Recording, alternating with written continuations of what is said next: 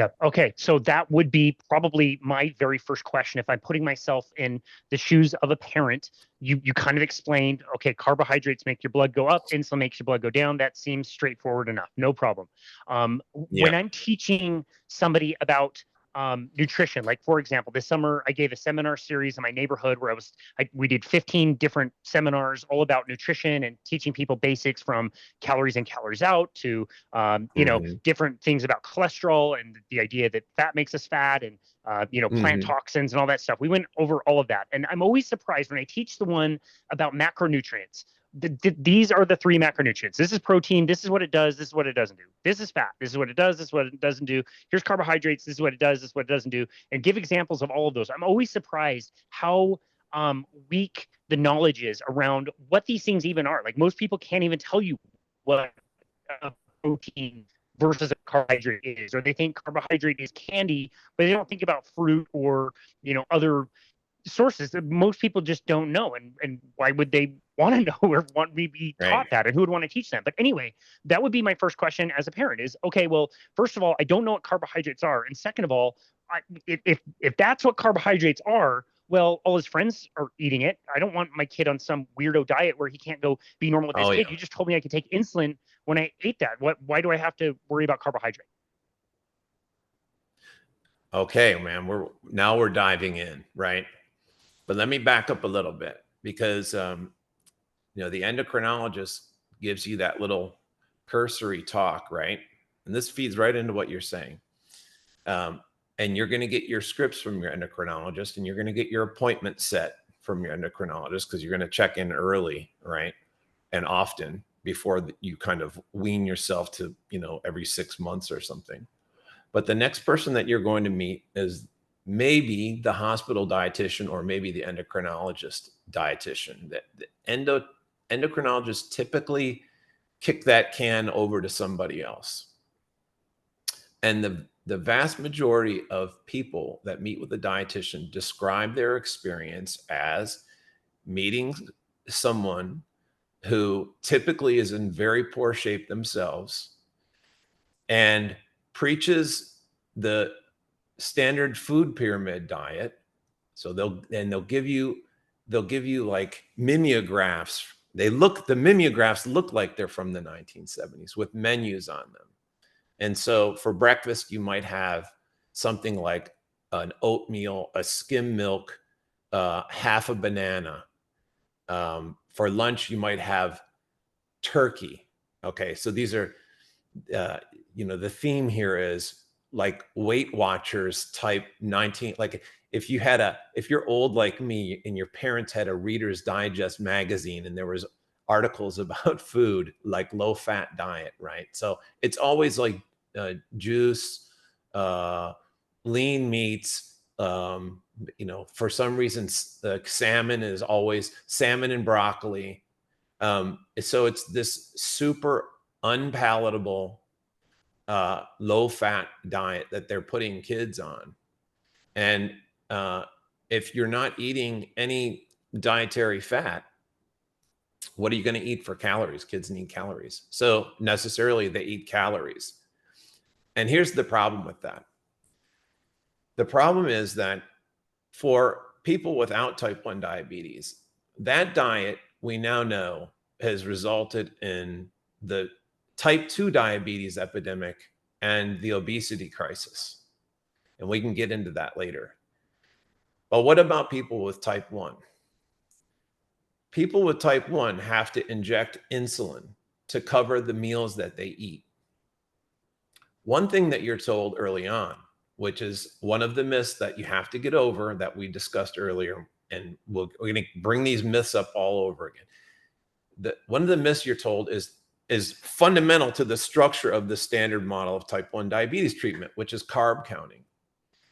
Simply put, you have to add up the amount of carbohydrate you have to eat, you're going to eat, and then you somehow determine by grams, okay, how much insulin. And the idea is that if you have skill at doing this task, you should be able to match the two things up and your blood sugar should stay flat. Okay.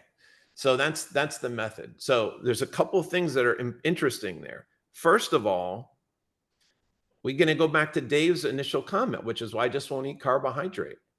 So what's going to happen if we follow Dave's method? Like, what if Dave just eats a steak for lunch? Would he take any insulin? The standard model of carbohydrate counting would say no, he wouldn't require insulin. But that's wrong. We know that protein requires insulin to properly metabolize. It does in non-diabetics and it does in type 1 diabetics. That's sort of a fundamental point of Bernstein's book. So right off the bat, the standard model is an invalid, or at best an approximation. The next point that you have to consider is how my pancreas is going to work in a much different way than injected insulin. When I inject insulin, it's going to go into my system and do its thing and bring blood sugar down. My pancreas, the beta cells in the pancreas that secrete insulin, they're constantly, because they're glucose sensitive, they're constantly measuring your blood sugar and giving the requisite amount of insulin, secreting it to keep the blood sugar in check. So you have a feedback mechanism as a non-diabetic to cover these foods. But what happens if I'm eating a big load of carbohydrate and I take some insulin and I've miscalculated because I'm not smart enough? I'm saying that sarcastically. What will happen is I will have a hypoglycemia event. And so the question then is, does this method that they're teaching you work? Can you get good at it? Can you live a life where you end up with no complications of diabetes, no effect on your total lifespan, and you live a relatively normal life except for the inconvenience of injecting insulin and eating, food that you can measure? You can't eat freely, let's say. You can't just go to the fridge. Everything has to be considered. But if you do that, will it, quote unquote, work? And the answer is emphatically no. This method that kids are being taught and people are being taught doesn't work. Kids with type 1 diabetes that follow this standard model average an A1C of around 8%, which is an average blood sugar of about triple normal levels. It's an average blood sugar of around 200. And it's not a constant 200. You're going high into the 300s, and then you're going down to the 40s. It's we call it the blood sugar roller coaster. That blood sugar roller coaster causes over 100 complications of diabetes and will shorten a child's lifespan by more than a decade. That's the research. You will not be told that. You have to learn that on your own. We've left this information. We'll leave it in your podcast, but this information is all over the place now. You just have to seek it, and you have to get your head out of the sand. Okay, so this method doesn't work. Not only that, but what's happened in the last 10 years is that the type 2 diabetes epidemic has hit the type 1 diabetes community. So kids now with type 1 diabetes have more obesity, higher obesity rates than non-diabetic kids, where it's already a national catastrophe.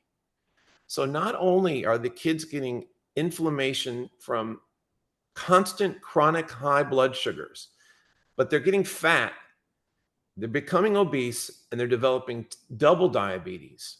This is the standard. My son, and by the way, when you introduced me, the most important thing in the introduction we left out, which is that my son has had diabetes for over 10 years. He's had an A1C of 5.0% or less and average blood sugars in the 80s and 90s. But he takes plenty of insulin. There's no cure here. We work on that 24/7. We can get into that. We work 24/7 on his diabetes management because that's just the nature of the disease, right? So you contrast Dave's experience with the standard experience of the type 1 child. And you would think, and Dave's been very vocal, he was on Sean Baker too, you would think that Dave and me would be held up by the standard American Diabetes Association, JDRF, all these organizations beyond type 1 that you're going to see when you become, in this type 1 community. You would think, oh, Dave's going to be the keynote speaker of every diabetes event or every diabetes charity event. They're going to hold him up. Look what you can do with this disease. Nope. The standard model of diabetes and the industry that's behind it will try to suppress the voices of people doing well. They will not tell you what the consequences are. And so, that's why we're making this podcast.